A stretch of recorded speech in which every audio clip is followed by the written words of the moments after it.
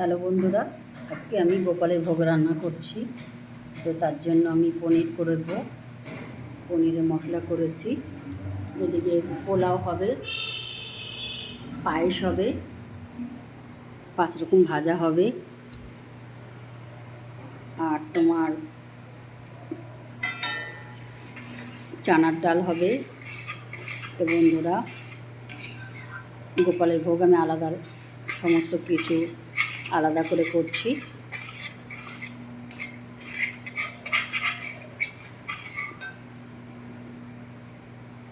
তো পনিরের জন্য আমি এখানে দিয়েছি আদা বাটা, জিরে বাটা, কাঁচা লঙ্কা বাটা, সামান্য গরম মশলা, এলাচ, দারচিনি, লবঙ্গ, কাজু পেস্ট করে দিয়েছিলাম, কাজু, চালমগজ, আর এখানে কাসুরি মেথি আমি দিয়ে দিয়েছি গুঁড়ো করে, হাত দিয়ে ম্যাশ করে দিয়েছি। এখন আমি মশলাটা কষিয়ে নিচ্ছি বন্ধুরা। দেখুন কি সুন্দর কালার হয়েছে। গোপালের ভোগ বলে কথা, নিশ্চয়ই ভালো হবে। এর মধ্যে আমি লবণ, একটু মিষ্টি,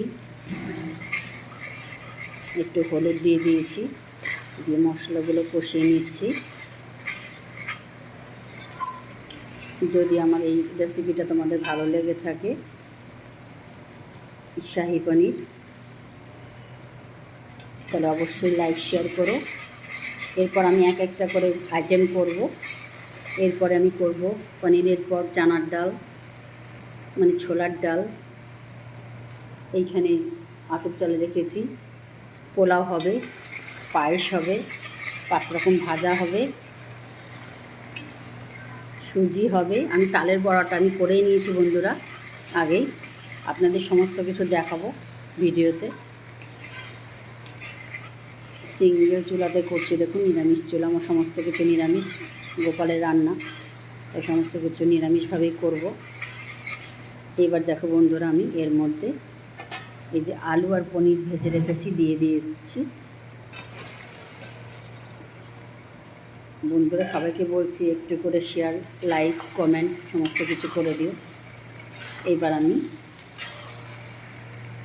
মশলার মধ্যে দিয়ে কষাবো।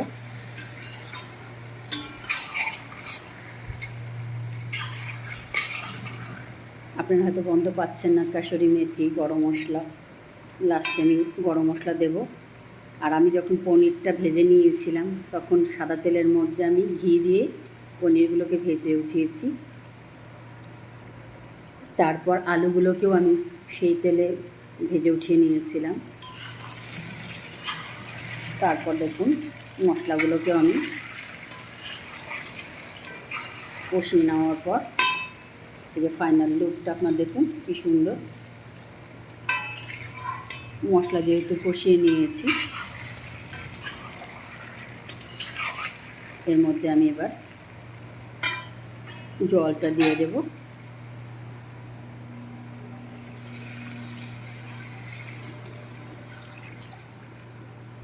কারণ গোপালের আমার অনেক মানুষের ইনভাইট আছে, তার জন্য বেশি বেশি করেই করছি।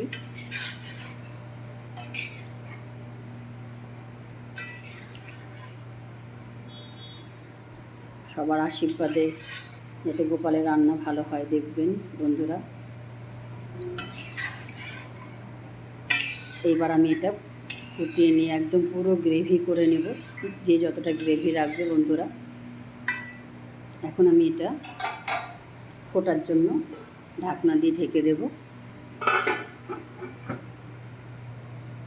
10 মিনিটের জন্য। তো যদি আমার এই রেসিপিটা তোমাদের ভালো লেগে থাকে, অবশ্যই লাইক শেয়ার করো।